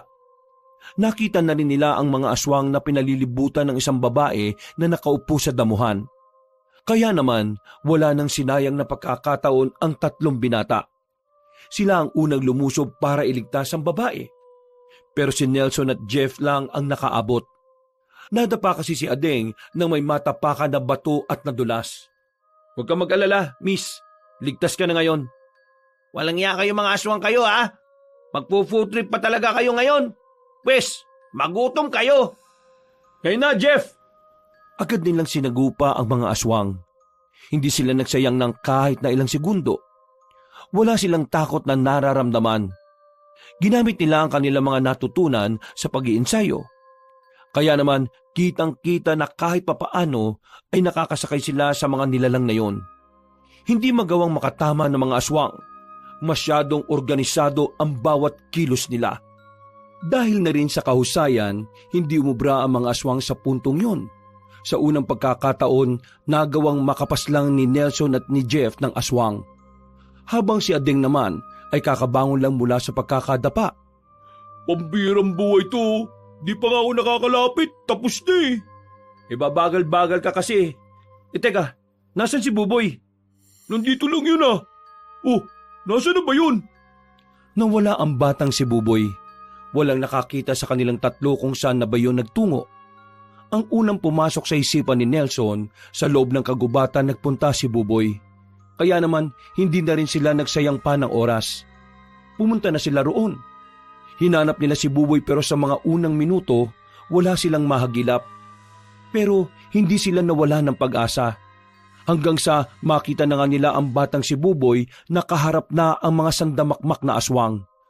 Nakapalibot na ang mga yon, pero walang bakas ng kahit na anong takot sa imahe ng bata. Mga ilang sandali lang, itinas na ng bata ang kanyang espada. Bagya itong nagliwanag. Bigla itong lumika ng malakas na hangin. Na kahit sila Nelson ay naapektuhan din. Uy, lakas naman nun. Tingnan nyo, tumba na ang mga aswang oh. Grabe ang kapangyarihan ng espada, kakaiba. Nilapitan nila ang bata. Wala naman itong kahit na anong galos kaya nakahinga na rin si Nelson na maluwag. Pasensya na po kung bigla akong nawala ha. Naramdaman ko po kasi na itong maraming aswang po na ito balak nang pumunta sa baryo. Ang mahalaga, ligtas ka naman. Sigurado bang patay na ang mga yan? Hindi lang basta hangin ang tumama sa kanila. Mismong kapangyarihan ng espada ang humambalo sa kanila kaya malabo na silang mabuhay pa. Mabuti naman kung ganun. Anong gagawin na natin ngayon? Susuyurin po natin ang kagubatan. Hindi po malabong maraming aswang ang gumagala ngayon. Tumangon na lamang sila Nelson at hindi nagtagal, naglakad-lakad na ulit sila. Halos 2 oras din ang kanilang ginugol para lamang makahanap ng mga aswang. Pero sa pagkakataong yon ay wala na rin silang nakita. Sandali na muna silang umupo sa kakahuyan. Minabuti na muna nilang magpahinga. Mukhang yun na lang talaga ang lahat ng aswang na nakalaban natin, Buboy. May nararamdaman ka pa bang iba? Hindi ko pa rin po sigurado Basta, hindi pa po ako komportable ngayon. Alam niyo, tingin ko, mas makabubuti kung babalik na muna tayo sa atin. Baka kasi habang narito tayo, doon naman sila manggulo Oo nga, tama siya Ding. Balik na muna tayo. O sige, babalik na muna tayo para makapagpahinga na rin muna kayo na maayos. O sige na pre, pasok na muna kayo. Kahit kami na lang muna ni Buboy rito. Sigurado ba kayo? Oo, sige na. Gigisingin na lang namin kayo kapag nandyan na ulit ang mga aswang. Tinapik na lamang siya sa balikat ng kanyang 2 kaibigan. Pagpasok ng 2 ay umupo na rin sila sa tapat ng pinto. Tahimik lamang sila ni Buboy habang nagmamasid sa kanilang paligid. Para hindi mabagot, kinwentuhan na lamang ni Nelson ang bata sa kung ano-anong bagay. Halos 1 oras na siyang dumadaldal. Maya-maya, nakita na lamang niyang nakatulog na pala si Buboy. Ipinasok na lamang niya yon sa loob. Nang isasara na sana niya ang pintuan, bigla na lamang siyang nakarinig ng tinig ng isang babae. Pamilyar sa kanya ang tinig na yon. Para bang umiiyak. Parang humihingi ng tulong. Sa palagay niya, malapit lang sa kanya ang kinaroroonan ng tinig na yon. Kaya naman lumabas siya ng bakuran nila. Tila ba unti-unti siyang nawala ng kontrol sa kanyang sarili. Batid niya ang nangyayari pero kusang umakbang ang kanyang mga paa. Ano bang nangyayari sa akin? Bakit hindi ko makontrol ang mga paa ko? Namalaya na lamang niyang malayo na siya sa kanyang bahay. Pagtingin niya sa gilid, meron ng isang matandang lalaki na nakatayo roon. Nakangiti yun sa kanya ng nakakaloko. Ano iho? Handa ka na bang pumasyal sa amin? Nanlalaki ang mga mata ni Nelson nang makitang naroon na pala ang pinuno ng mga aswang. Kukuha pa sana siya ng bato pero sa kabilang banda naman ang mga kasamahan nito. Anong gagawin nyo?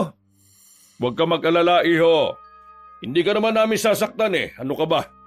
Isasama ka namin at ipapasyal ka namin sa lungga ko. Hindi ako papayag! Nawalan na lamang ng malay si Nelson nang maramdaman niyang may matigas na bagay na tumama sa kanyang batok. Hindi na niya alam ang mga sumunod na nangyari. Nagising na lamang si Nelson sa loob ng isang kulungan. Marumi ang kulungan na yon. Mabaho rin dahil naaamoy niya ang pagkapanghi sa paligid. Agad na napabangon ang binata. Sa katapat niyang kulungan, nakita niyang naroon si Mira. Nakahinga siya ng maluwag nang makitang buhay pa ang babae. Pero sa kabilang banda ay nakaramdam din siya ng awa para dito. Mira, mabuti naman at buhay ka. Anong nangyari? Bakit ka narito?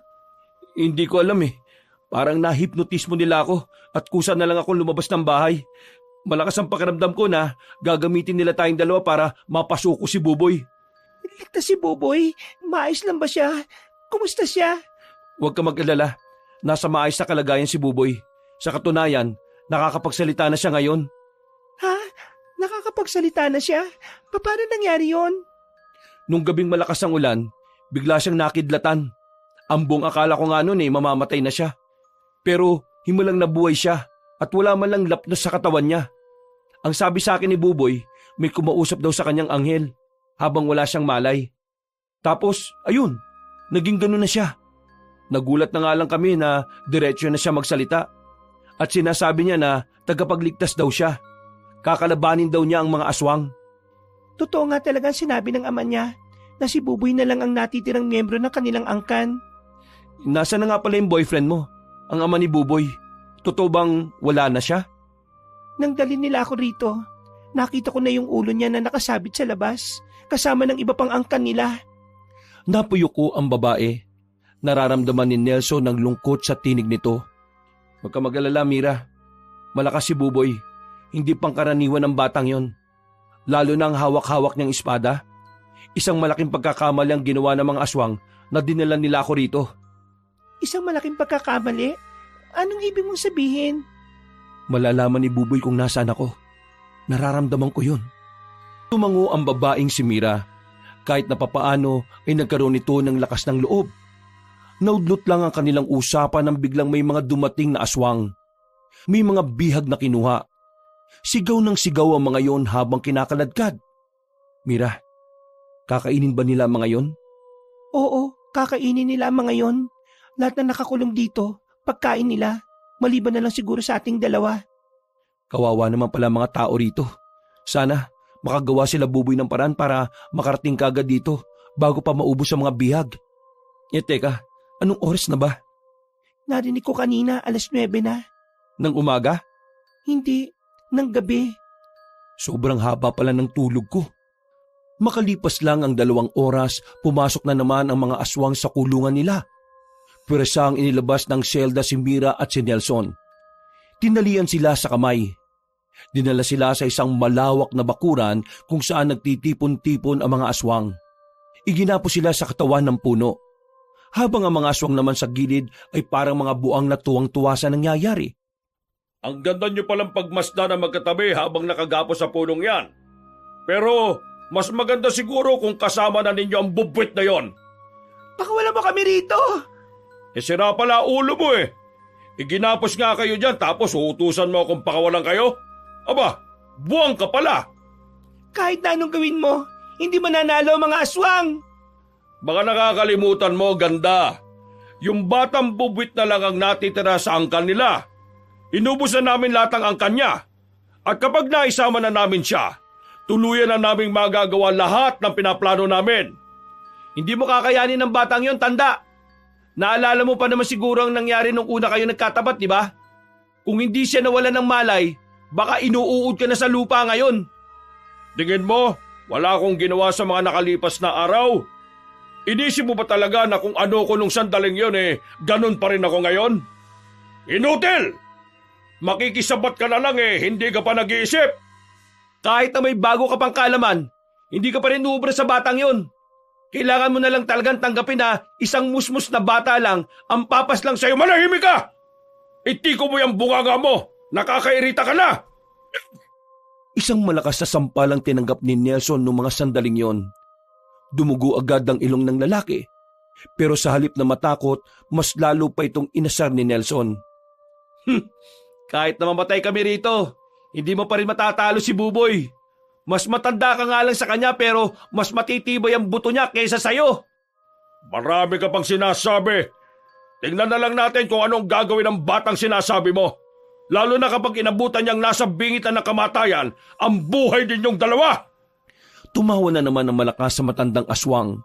Ganon din ang ibang mga aswang na naroon. Sa mga sandaling yun, aminado naman ang binatang si Nelson na dihado sila sa lagay na yon. Lalo pat hindi rin niya mabilang kung ilang aswang ang makakaharap ni Buboy at ang kanyang 2 kaibigan.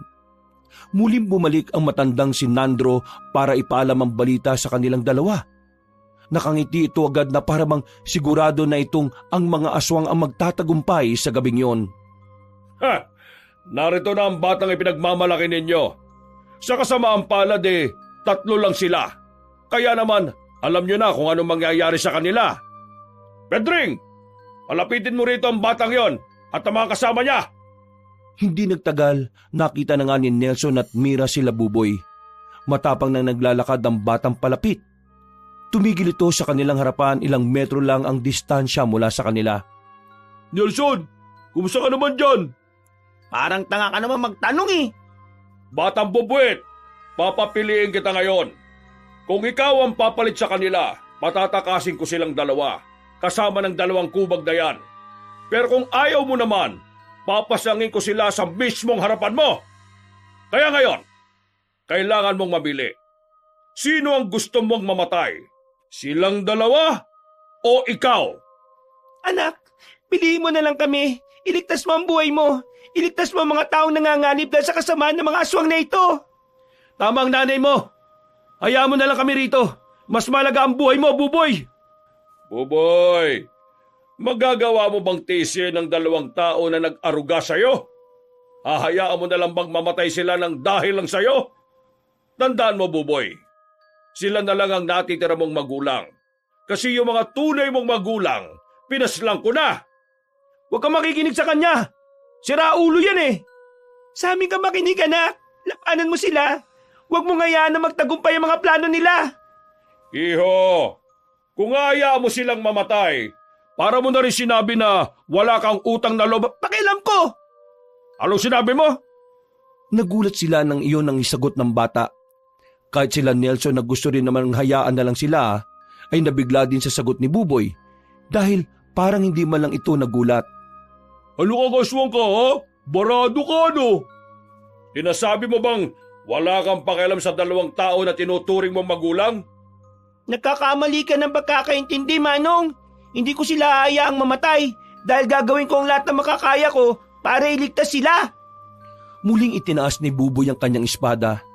Malakas niya itong ibinaon sa lupa. Gumawa ito ng malakas na impact na naging dahilan para magkanda hilo-hilo ang mga aswang. Hindi pa rin natapos ang ginawa ng bata.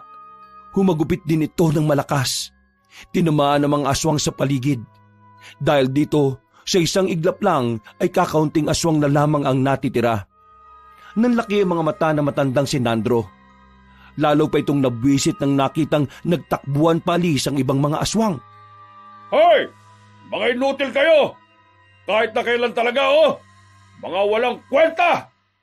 Hindi na nagsayang pa ng oras si Buboy. Inatake na nito ang matandang aswang. Pero nakailag ito at saka tumuntong sa bubungan ng bahay. Samantala, pinakawalan naman agad ni Ading at Jeff si Nelson at Mira. Buboy, sabay natin kakalabanin na matandang yan. Ading, ilayo mo na muna si Mira dito. Walang problema, pre. Ngumiti sa kanila ang bata. Wala man lang nakikitang takot sa mukha nito.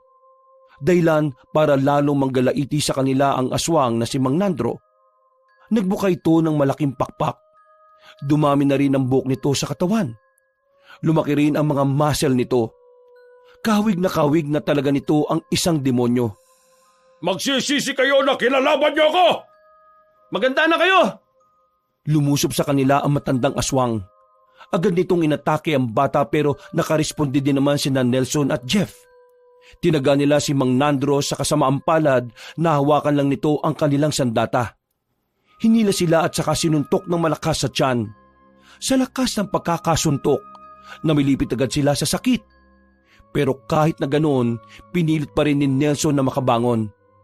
Nakita niyang aatakinan nito si Mira sa gilid, kaya naman isinalag niya ang kanyang sarili.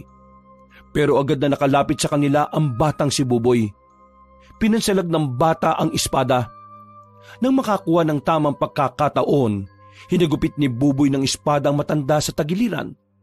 Agad na tumagas ang dugo mula roon. Napaliw agad si Mang Nandro, pero hindi ron natapos agad ang laban. Muling umangil ang matandang aswang. Naglabas ito ng ingay na masakit sa tenga. Pero si Buboy nanatili lang na nakatayo sa harapan nito. Buwisit kang bubwit ka! Buwisit ka! Lumipad ang matandang aswang patungo sa bata. Naglabas ito ng mahabang buntot na nagsisilbi nitong sandata. Nakipag-ispadahan ang matanda kay Buboy. Sa puntong ito, pakiramdam ni Mang Nandro ay nakakalamang na siya sa bata. Hindi kasi makagawa ng kahit na anong pag-atake si Buboy dahil puro lamang ito salag at ilag.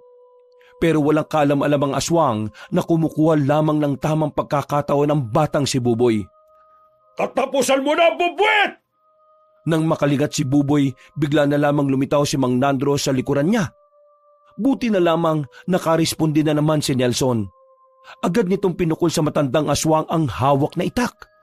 Tumama yon sa balikat nito. Galit na galit naman si Mang Nandro nang hugutin ng itak sa kanyang balikat. Akmang aatake naman ito si Nelson pero bigla na lamang humarang si Buboy. Itinaas nito ang espada sa ere. At nang makabuelo, hinagupit nito ng malakas ang sandata sa harapan ni Mang Nandro. Mahabang hiwa ang nagawa ng bata na naging dahilan para mapabagal nito ang pinuno ng mga aswang. Katapusan mo na ngayon, tanda! Kailangan niyong pagbayaran ng mga nagawa niyong kasamaan dito sa mundong ibabaw, Manong! Huwag mo kong tinatawag na Manong! Magpaalam ka na, Manong! Sinabi ng huwag mo kong tawagin na! Hindi na nagdalawang isip pa ang bata. Itinarak na rin nito ang espada sa dibdib na matanda. Biglang umilaw ang espada na nagdulot ng kakaibang kirot kay Mang Nandro. Anong nangyayari sa akin? Anong nangyayari? Kinukuha ka na po ng impyerno, kaya paalam na, Manong! Mas lalo pang ibinao ni Buboy ang espada sa dibdib ni Mang Nandro. Kaya maya-maya lang din, tuluyan na nga itong bumagsak. 1 segundo lang mula nang bumagsak ang pinunong aswang ay nawala na rin ang liwanag sa espada.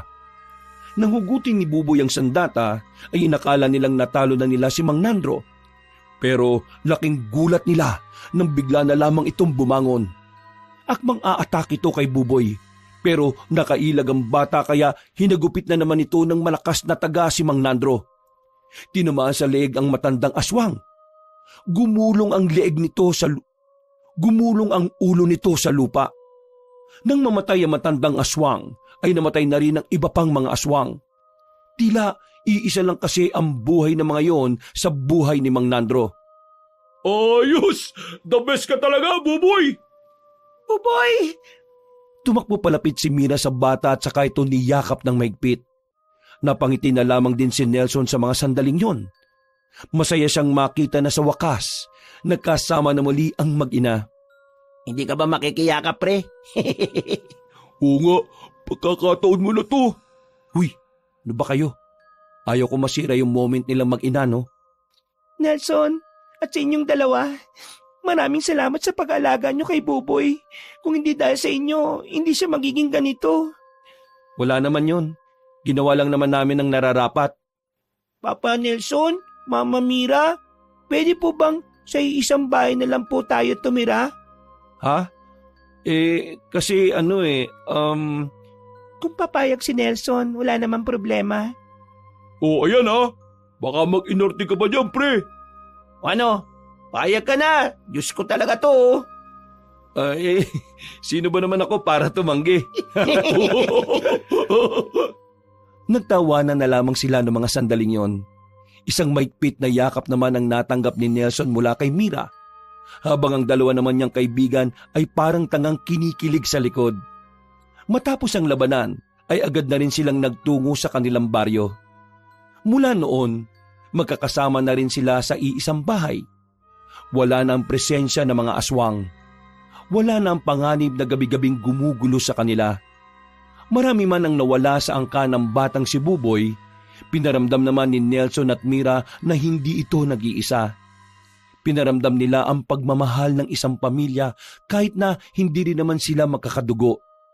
Sa ngayon, nanatili pa rin tagapangalaga ng espada ang batang si Buboy.